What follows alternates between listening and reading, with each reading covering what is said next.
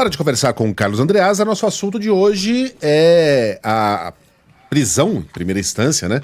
A condenação do humorista Léo Lins por piadas contadas em um espetáculo e colocado na internet. O Andreasa, mais cedo aqui, eu defendi grossíssimo modo que humor não deveria levar ninguém à cadeia, por mais execrável, detestável que seja, e esses adjetivos valem para o show do Léo Lins, mas que nós temos uma legislação que permite que um humorista seja equiparado a alguém que imita um macaco, por exemplo, na arquibancada de um estádio. A legislação está lá e ela permite essa interpretação. E legislação não foi feita para que a gente a ignore, foi feita para ser cumprida. E já foi avisado aqui que teremos uma divergência no ar. Acho ótimo, é do atrito que sai a luz. Diverjamos, portanto, Andreasa, bom dia para você. Bom dia, irmão. Bom dia, pessoal. Nem sei se exatamente a gente vai divergir não, Megali, porque eu ouvi você ontem falar a respeito, ouvi novamente hoje, e você fundamenta a tua argumentação num elemento inatacável, que é a existência da lei.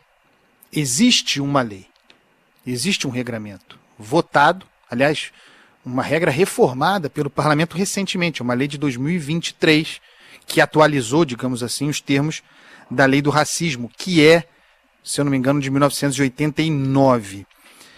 O ponto é, e a gente precisa discutir isso, fazer uma cobrança aos nossos legisladores. A lei é ruim, a lei é mal formulada, ela é mal concebida. A gente precisa reabrir esse debate para reformar essa lei no parlamento, porque em determinado momento nós criamos as condições via essa lei, que é uma lei mal feita e que abre espaço para decisões judiciais autoritárias em função da interpretação de um texto ruim. Nós levamos o humor, o piadista, o humorista e, a rigor, o ator para o campo penal.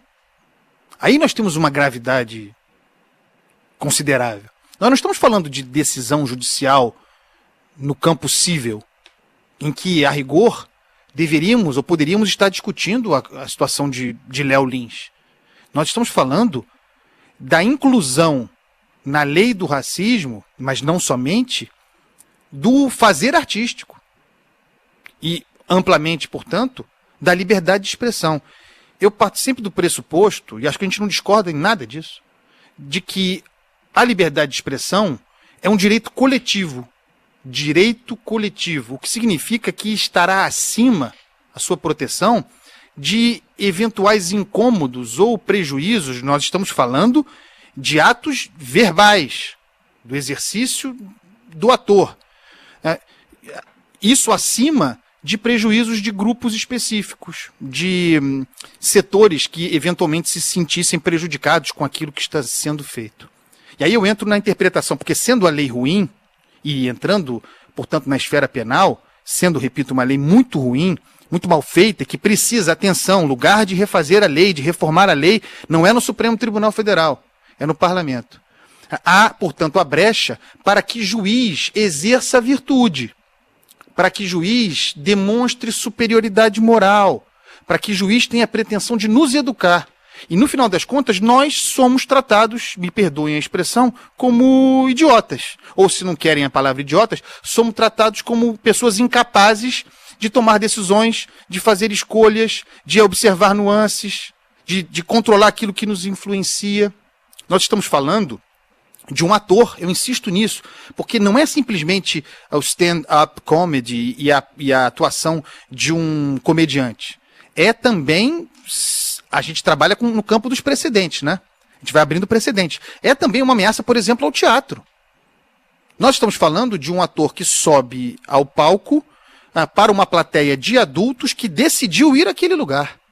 Ver aquele espetáculo. Estamos falando de decisões de adultos, num ambiente artístico.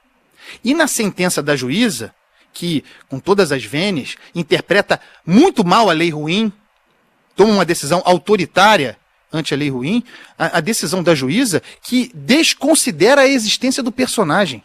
Atenção para o perigo dessa leitura do texto legal. porque surge a ideia, o conceito, que eu considero perigoso, aplicado à arte, de racismo recreativo, aplicado ao humor. Então, na sentença da juíza, Megali, surge o desaparecimento do ator. Não tem ator, não tem personagem. Quem está sobre o palco é o comediante, ou quem quer que seja o elemento que esteja lá, no caso, Léo Lins. E aí o que se diz na sentença está muito claro que, sob essa interpretação do racismo recreativo, Léo Lins, ou qualquer um, usaria a condição de ator, a condição de personagem, a condição do ofício da arte, como fachada para cometer um crime. Vejam a gravidade disso. Um juiz ou uma juíza com um condão de interpretar uma lei a ponto de dizer que um ator sobre o palco está usando aquele texto para cometer crimes contra a honra de outras pessoas. É sob essa preocupação e os precedentes que se abrem, eventualmente no caso de alguém que a gente não gosta, nem é o nosso caso aqui, não importa se gostamos ou não gostamos, sempre a gente faz essa cabeça, né? Olha, eu não gosto do humor do Léo Lins, acho ruim, eu acho ruim, mas não tem nenhuma importância. A questão é que se abre um precedente, a meu ver perigoso, para aplicação disso a outros tipos de exercícios de liberdade de expressão. Eu já vi isso acontecer, por exemplo, em livros. E eu não estou nem falando da obra do Monteiro Lobato, vocês se lembram que tentaram reescrever a obra do Monteiro Lobato porque havia preconceitos no texto, imagine, né, outra época, outra era. Eu vejo isso acontecer hoje em obra de ficção, que retrata, portanto, a criação artística, as mazelas da humanidade, as nossas misérias, a condição humana que é miserável. Então o sujeito vai e escreve um romance em que há uma cena de estupro. Porque, infelizmente, miseravelmente, desgraçadamente, o estupro está entre nós. Infelizmente. E a arte espelha isso, encarna isso, a rigor denuncia isso. Você coloca uma cena ficcional, por óbvio, num romance com uma ocorrência de estupro, e haverá quem diga, e há quem diga que aquilo é estímulo ao estupro.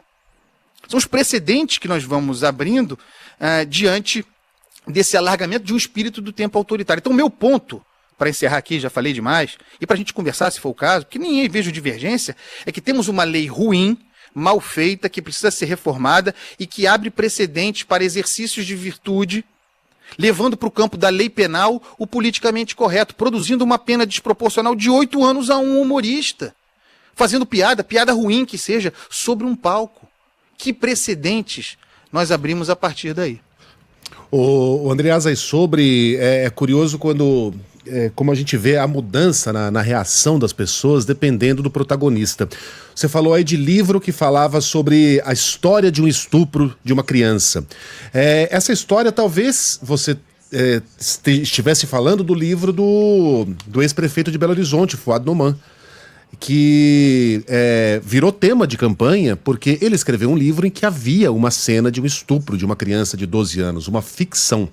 Mas isso foi utilizado pelo candidato que fazia oposição ao Noman, para dizer que o prefeito fazia uma apologia à pedofilia, um negócio absurdo. E os mesmos apoiadores desse absurdo são aqueles que estão agora, em geral, defendendo a liberdade do Léo Lins para que ele faça o que bem entender em cima do palco.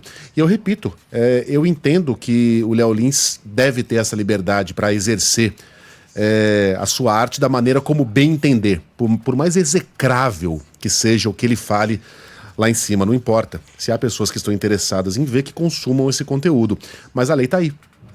A lei existe, né? Ela é mal formulada, a lei é ruim, eu concordo que ela é ruim, mas eu acredito que a gente não possa usar essa bancada aqui para defender que a lei seja ignorada, né? A gente o pleito que eu faço é para reforma da lei. Estou perfeitamente de acordo.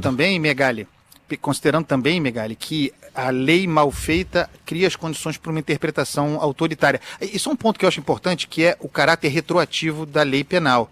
Porque é uma discussão importante também. Só para plantar a semente, a gente voltará a esse assunto. A lei, ela é de 2023, porque ela foi modificada, né? Então, estamos de uma lei de 23. O ato criminoso, suposto, de Léo Lins é de 2022. A lei penal, portanto, está retroagindo para acolher um crime supostamente cometido em 22. Alguém dirá, mas está na internet esse conteúdo. Isso é uma invenção desse tempo nosso agora, é o espírito do tempo xandônico. É o flagrante permanente, porque o conteúdo está na internet, foi posto na internet, então o flagrante está permanentemente dado, não se trata de retroagir a lei. Se for assim, a gente vai ter que acabar com o acervo de todos os jornais, de todas as emissoras de televisão, em que estão contidos, historicamente, manifestações preconceituosas. Então também é importante não banalizar na lei penal o ato de retroagir para pegar alguém. Perfeito, perfeito. A discussão é boa e não creio que houve uma grande divergência aqui, não. Agora, geralmente concordamos inteiramente aqui na qualidade do que é apresentado na nossa vitrolinha. E aí eu volto ao disco na fonte, de que eu falei essa semana mais cedo, quando a gente tocou Grande Erro, para ouvir Morrendo de Saudade, da obra do meu chapa, referência, o grande Ney Lopes, na voz da maioral Beth Carvalho. Um beijo, meus amores. Um colibri, samambaias na varanda.